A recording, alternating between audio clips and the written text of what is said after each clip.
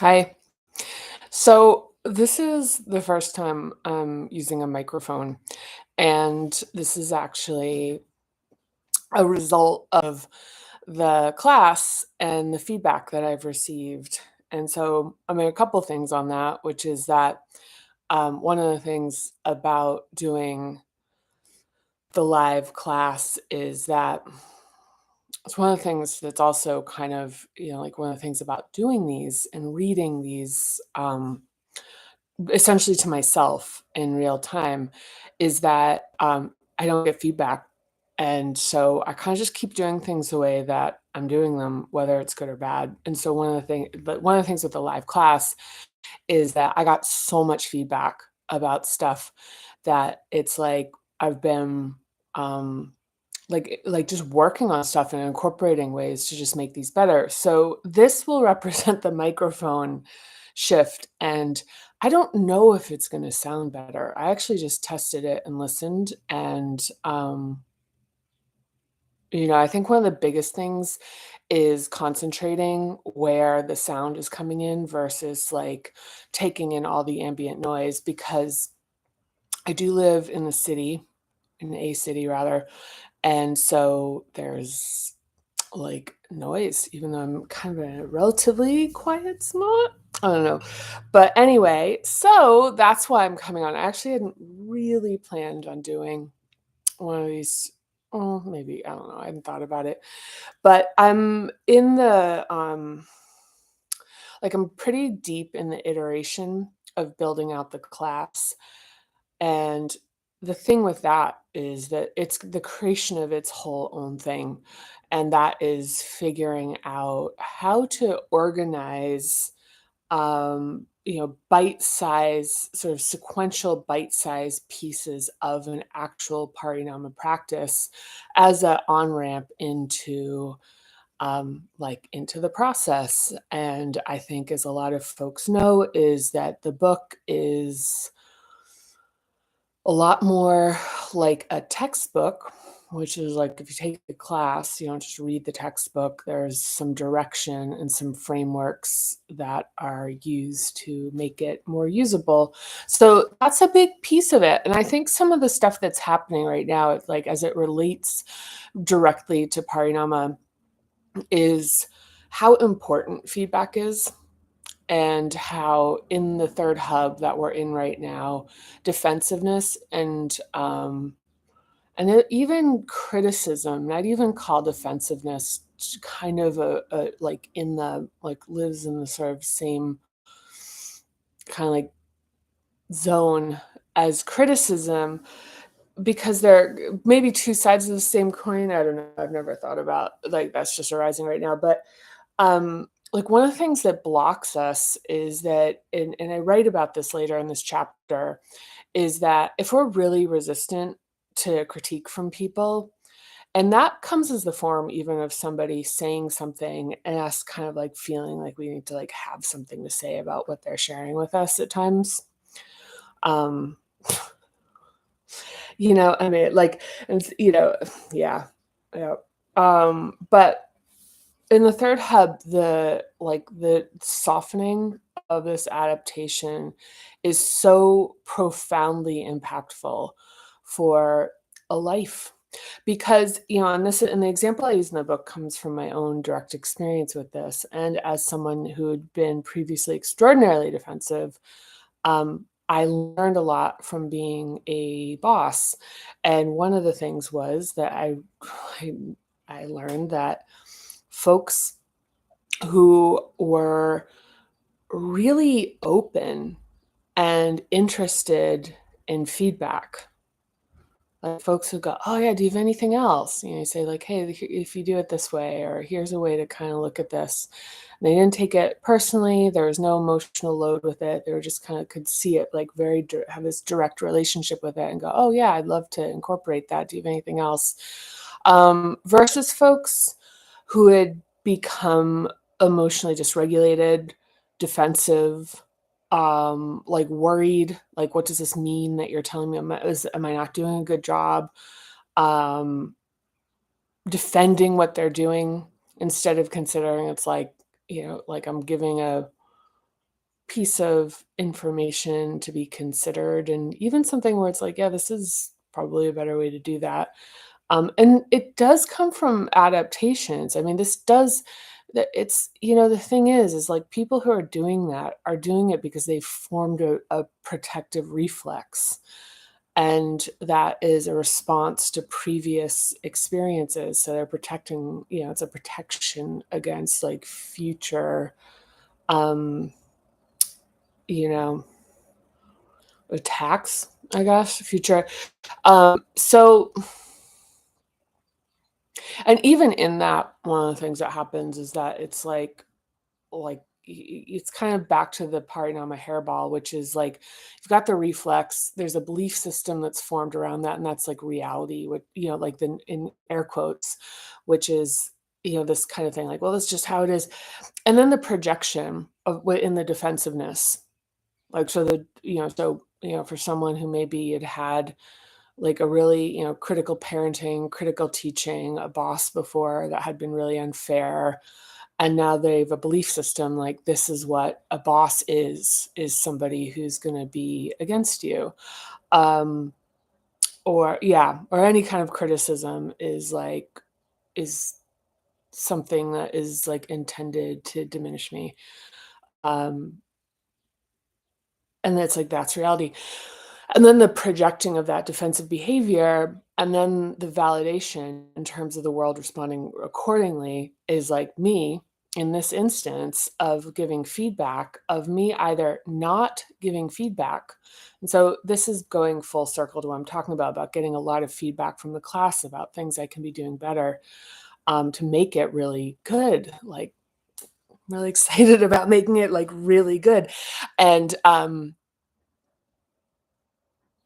and just how our growth in with the third hub gets like really it's like there's this kind of dichotomy about like the third hub feeling like it's really productive and it's really like strong and like it's very like the like of doing and drive and production. But and when we get into it later in the chapter, there's really a bit about how risk aversion actually winds up being like kind of an interesting thing as it relates to avoiding growth, but because it's like controlling and protecting. It's controlling and protecting.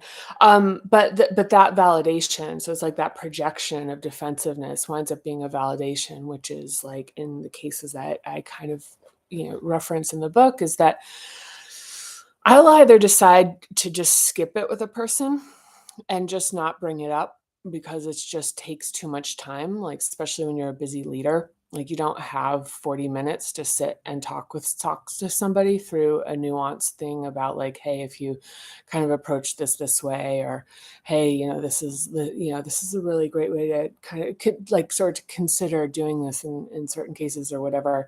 That it's just there's no time, and also and so it doesn't happen.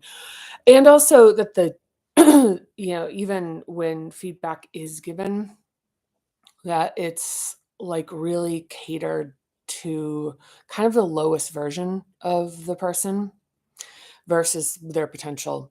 Because it's like everyone's now everybody's working with adaptation. So what's my point? I'm talking about feedback, and I'm talking about how even with the class, talking with people, um, and being really clear about how I'm not being precious about it. Like my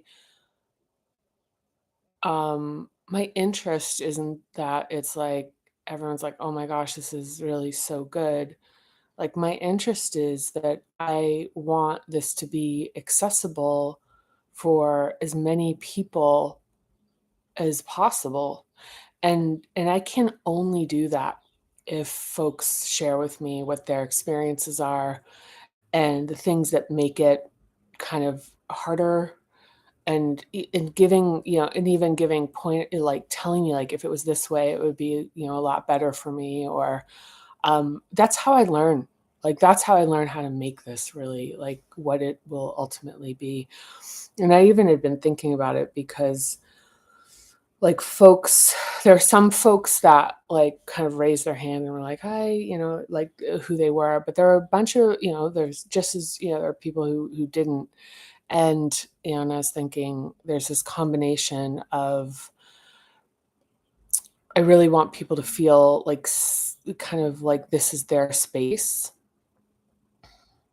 Um, and that they aren't they're like it's really their time and their space and their process. And so they're not like beholden to have to, reveal themselves. One of the reasons I'm doing this on YouTube is that I think the tiles of people's faces wind up kind of interfering with kind of a sense of being able to kind of go inward. People become self-conscious of both themselves and other people. Start watching people. Um, but there's also the point that is that like the way this gets developed is based off the people who speak up. And that's just how it's going to go. And because I can't know what people aren't saying, and so I can't build this to people who have needs or inputs or insights that are not being articulated because I just don't know what they are. So, I mean, so that's the thing. So even as far as like comments or any type of interaction, and for folks who feel better about reaching out individually, that's absolutely fine. I mean, I was getting messages, I think like in every medium, you know, which is at this point is fine, as for as long as it's manageable. But I want to do a little bit of reading right now.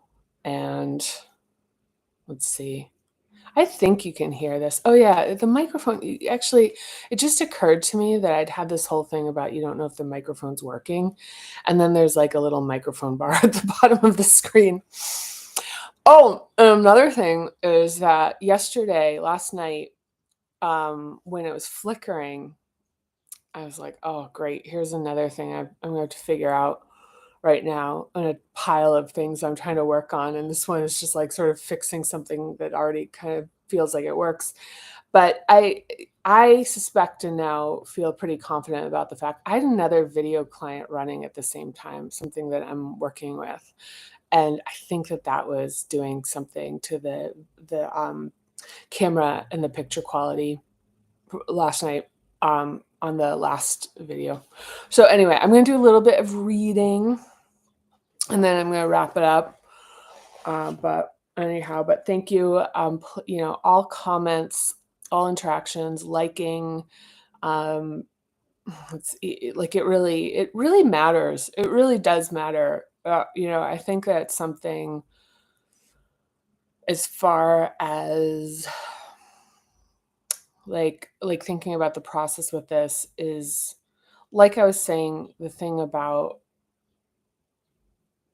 like in, encouraging the direction this is going in. But it's also encouraging to me. Like it does matter to me. Like I really welcome any feedback.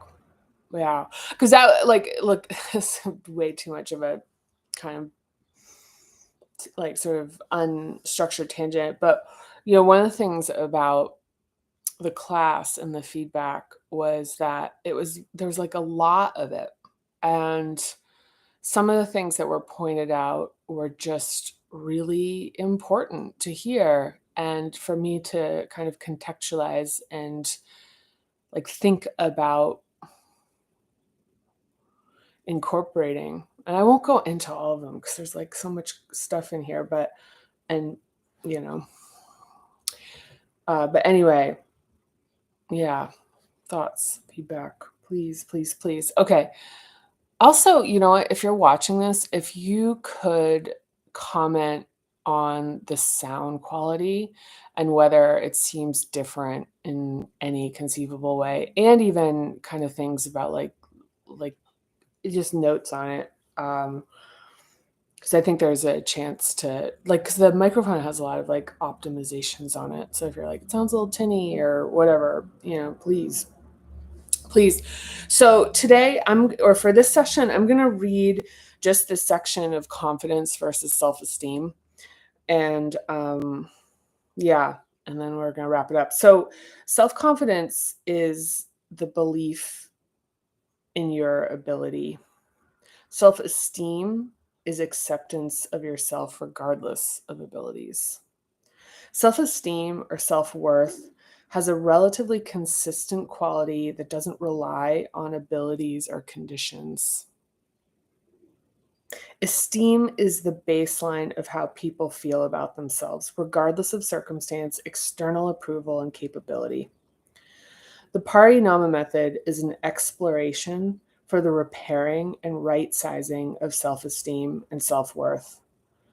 Positive self esteem is unconditional, optimistic self regard, and does not require external validation, even though it is appreciated. Wow, topical. You'd think I just read that. It's like really topical. Jeez. All right. Yeah, I really didn't. Yeah, or whatever. At this point. So confidence is tied to ability, and as a result, is highly conditional. It's trust in your capability to be effective in a specific area. And because this is relative to the folks who surround us, it's fragile. Unlike esteem, confidence tends to be uneven and dependent on situations and environments. For example, someone may be the best athlete in their school, but is bested when competing in a larger venue. Some folks enjoy being a big fish in a little pond when they rely on confidence to bolster low self-esteem. I'm going to read that again. Some folks enjoy being a big fish in a little pond when they rely on confidence to bolster low self-esteem. Oop. One of my interviewees said, I already feel bad enough about myself, so I choose to spend my time around people who respect me, even if that means I'm not reaching my potential. Increasing confidence, contrary to common opinion, is not how to create sustainable self-esteem. When we build confidence in our abilities, we place conditions on our worth. If your confidence comes from being a great singer, what happens if you lose your voice? We build self-esteem when our sense of value comes without conditions. Many people I interviewed feared that unconditional self-esteem would affect the quality and urgency of their work. Some even took offense, bristling at the suggestion that self-acceptance without accomplishment is positive or even possible. Again, read that. Many people I interviewed feared that unconditional self-esteem would affect the quality and urgency of their work. Some even took offense, bristling at the suggestion that self-acceptance without accomplishment is positive or even possible. And to be clear, it is absolutely possible. But these interviewees were correct about the effect on their personal lives. If we have better self-esteem, our tolerance for unreasonable demands and unfair treatment declines, and we direct more energy towards the overall quality of our lives. God, I didn't expect this one to be so potent.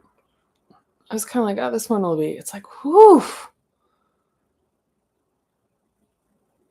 Also, if we stop performing to outrun criticism, we can connect to our own desires and achieve satisfaction in the name of actualizing our potential.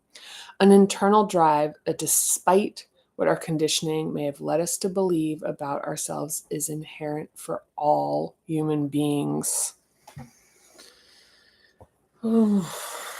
Yeah, I mean, God, I was thinking this one was going to kind of be like very cruisy, but I will say if there's something, this is like very, very at the core of Parinama. And as I practice and as time progresses with this point actually becomes more and more clear. And this is something that I had this reaction like 10 years ago. Like I, like, dropped into a state of, like, total positive self-regard, um, and I pulled myself out of it because I had the exact same reaction as some of the as many interviewees, because I interviewed a lot of executives and professionals, is the fear that's somewhat justified is that if I stop being hard on myself in this very particular way of driving myself, that my performance and my level of accomplishment will suffer. And it will suffer when you're doing things that are out of your integrity because it's an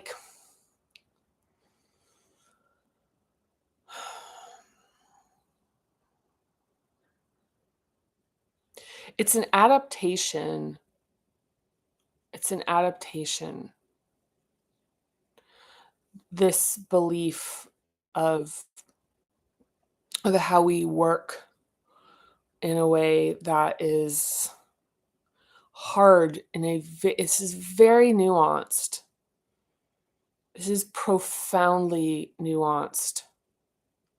And it has to do with the notion, it's in an earlier video, which is, does this drain me or does this make me tired but energized? Does it drain me?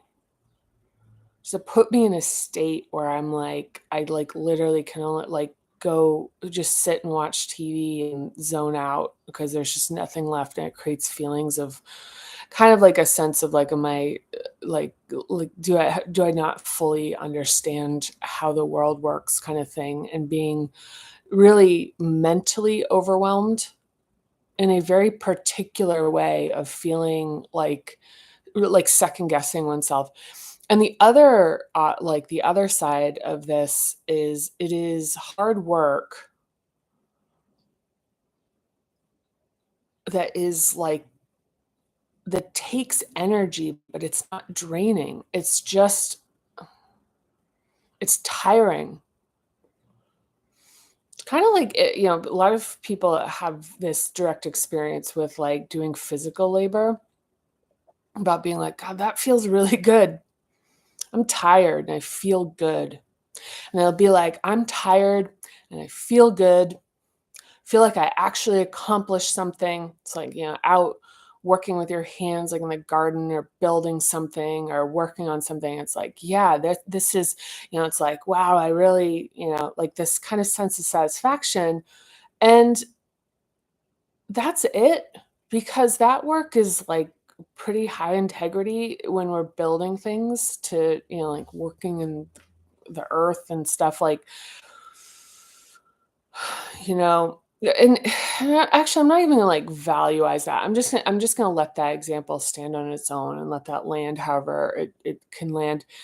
But the point is that there is really demanding work that is in our integrity, and this is something that I wouldn't have believed in an earlier version of myself. So, so I say it to it's kind of one of the things, like, a lot of this is, like, just saying this and being like, "Look, if it'll kinda go where it need like, where whatever, where it should go." But,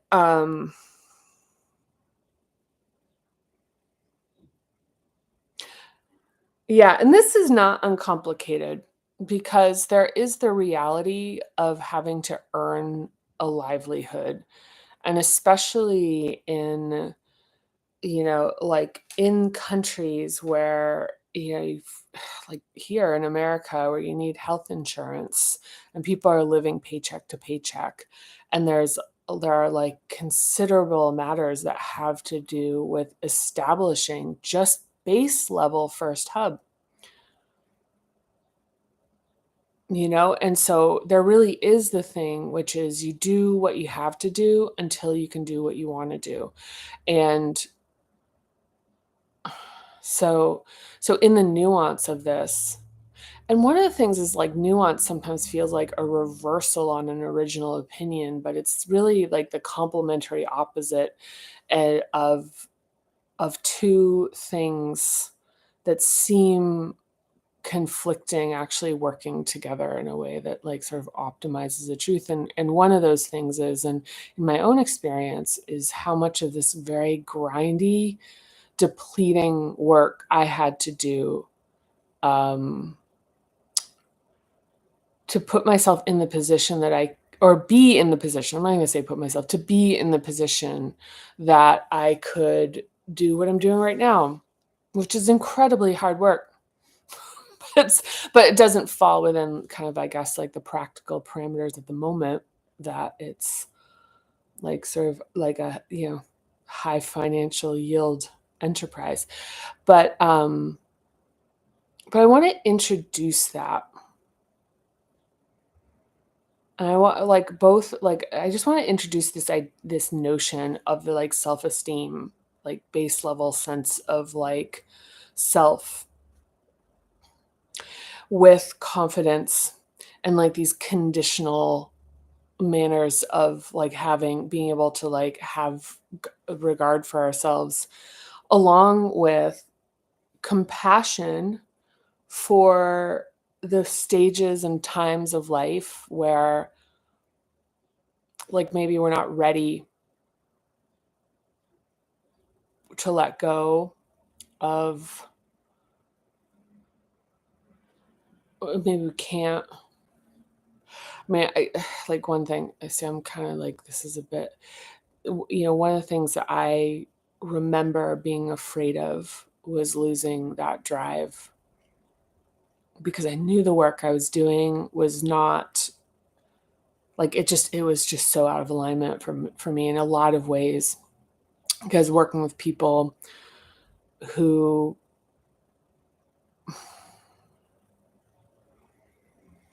yeah, like the environments were pretty like had some pretty high levels of dysfunction in them. And I was very aware of my need to establish a foundation for myself financially. Um, and because of that, I was afraid of losing that drive, that push, that kind of fear, that kind of intensity that was like trying to outrun criticism, outrun like the fear of survival.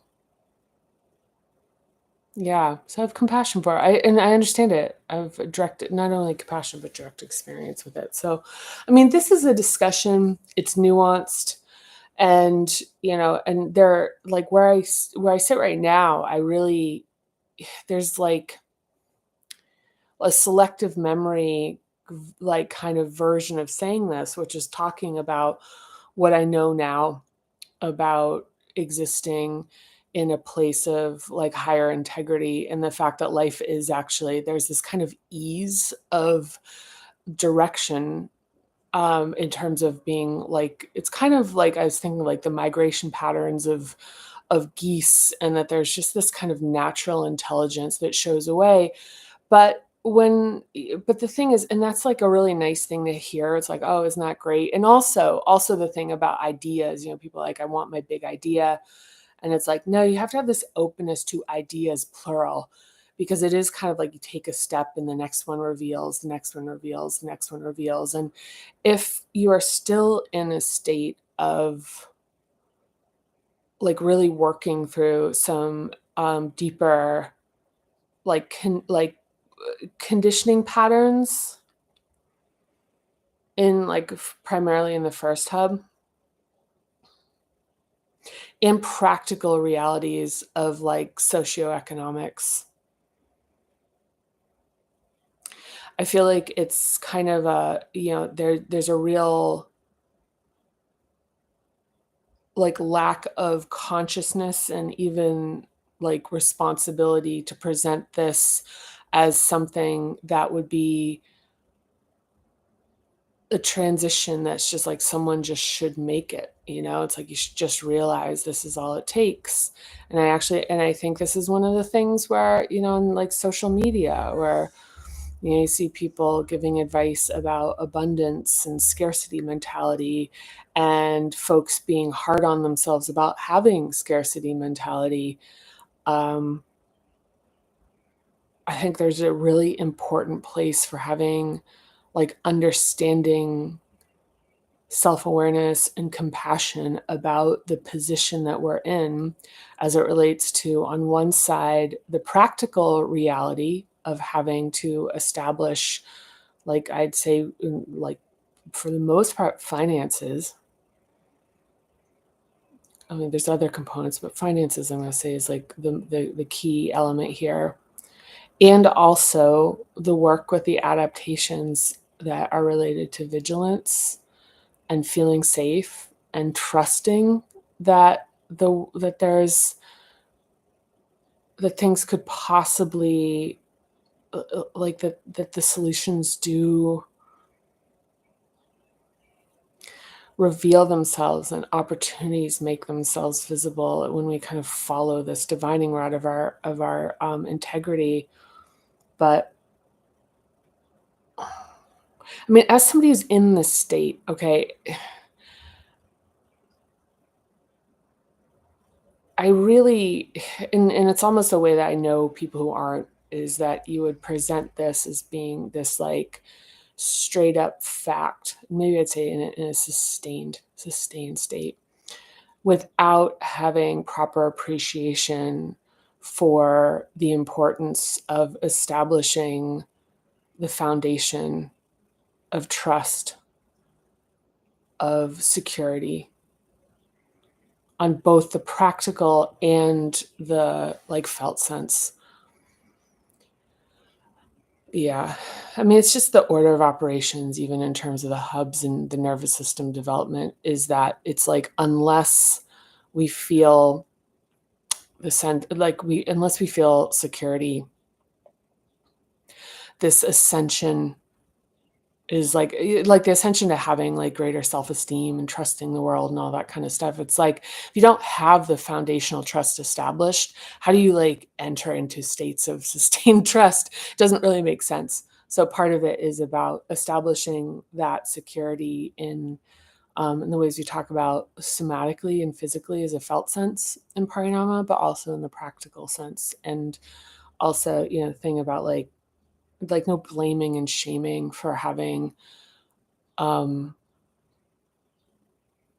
like being in this state of having to, like, kind of push ourselves and work hard and do the things, like, back to the thing, it's like, you do what you have to do until you can do what you want to do. And when you're in the do what you have to do stage, is being really as aware as possible of that, you know um and giving it to yourself in a place of just being like, this is how this works. So there is it's like, this morning I was thinking about how there's so much advice in, kind of served up in these kind of little vignettes, like, that have no context and no nuance, like social media, which is like, this is how it's like scarcity mentality. It's really bad. Don't have it. And from people who I very highly, I think I can't say with complete certainty. I know can't, no, there's are not able to sustain that. A lot of people are talking about this stuff as they're trying to figure it out themselves. And I don't think that it is an honest discussion about how to achieve these states if we are not addressing the reality of the first hub, which is safety, security, which is, like, related to home. It's really practical. Our health, finances, that stuff feels like really, like, super insecure. And we also have a lot of reflexes, just in general, back to the hairball, which is reflexes forming belief systems, creating a sense of reality that the world is a you know it's like a vicious place. I mean, it can be, right? It can be. And that's part. This is nuanced. It's nuanced. But yeah, it's kind of weird. Wow. Yeah, I don't know how much more I actually have to say on that right now, other than, on the topic of confidence versus self-esteem. that it's like if you need to use confidence, if you need to use like the kind of focus, drive, and competitiveness and outrunning criticism, you know, it's a thing. It's a tool, but it's also an adaptation. So like it's kind of like use with caution or whatever. Whatever. I think I used it for a long time. So yeah, so that's it. So just yeah. That's it. That's it. I have on that. Wow. Just taking a deep breath in, deep breath out. I didn't expect that section to actually have as much in it. Um, yeah, I didn't have that much in it, like expected. That one is pretty potent. So anyway, so any comments are all I answer everything. All interaction is absolutely appreciated and welcomed in any way, shape, or form. I do not consider what I'm saying to be the final word on the matter. It is an open discussion. Just happens that most of the time on these, I am talking to myself. So there's, if you want an example, a little bit more of like something slightly more interactive. Hopefully, I get better at it. Is in the classes, but yeah, I really appreciate you. I appreciate anyone who wants to do this.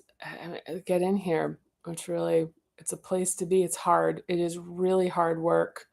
It's a really hard process, but the rewards are extraordinary.